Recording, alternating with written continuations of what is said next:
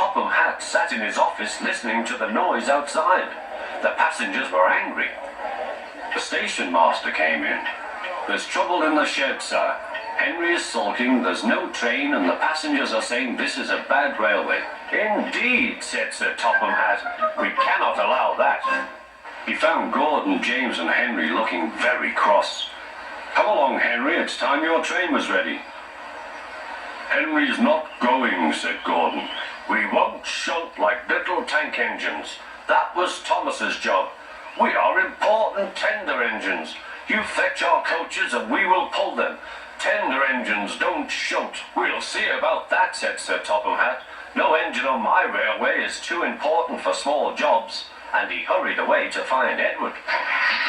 The yard has never been the same since Thomas left to run his branch line, he thought sadly. Edward was shunting. "Leave those freight cars, please, Edward," said Sir Topham Hatt. "I want you to push coaches for me in the yard." "Thank you, sir, that will be a nice change." "That's a good engine, off you go then."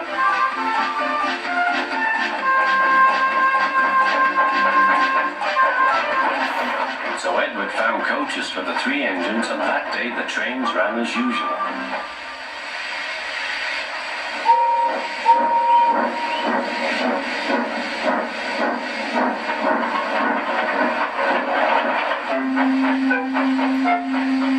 But next morning Edward looked unhappy. Gordon came clanking past, hissing rudely.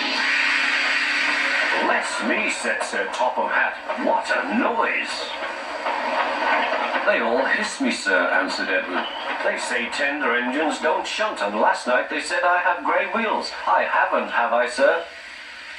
"No, Edward, you have nice blue ones, and I'm proud of you. Tender engines do shunt, but all the same, we do need another tank engine here." He went to a workshop, and they showed him all sorts of engines.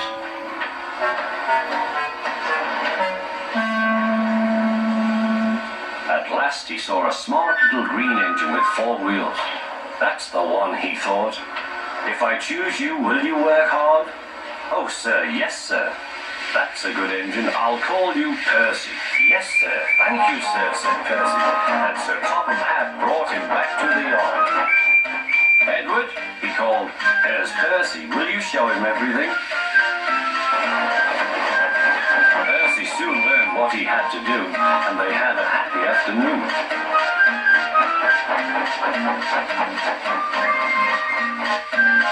Then Henry came by, hissing as usual. When Percy, Henry jumped and ran back to the shed. "How beautifully you wheezed him," laughed Edward. "I can't wheeze like that." "Oh," said Percy, "that's nothing. You should hear them in the workshop. You have to wheeze loudly to make yourself heard." Next morning, Thomas arrived. "Sir Topham Hatt sent for me. I expect he wants help," he said to Edward. "Shh, shh. Here he comes," replied Edward. "Well done, Thomas. You've been quick. Listen, Henry, Gordon, and James are sulking. They say they won't shunt like little tank engines. So I have shut them up, and I want you both to run the line for a while." "Little tank engines, indeed," snorted Thomas. "We'll show them. And Percy will help too." "Oh, sir, yes, sir. Please, sir," answered Percy. Edward and Thomas worked the main line, greeting each other as they passed by. Percy puffed along the branch line. Thomas was anxious about Annie and Clarabel, but both driver and conductor promised to take care of them.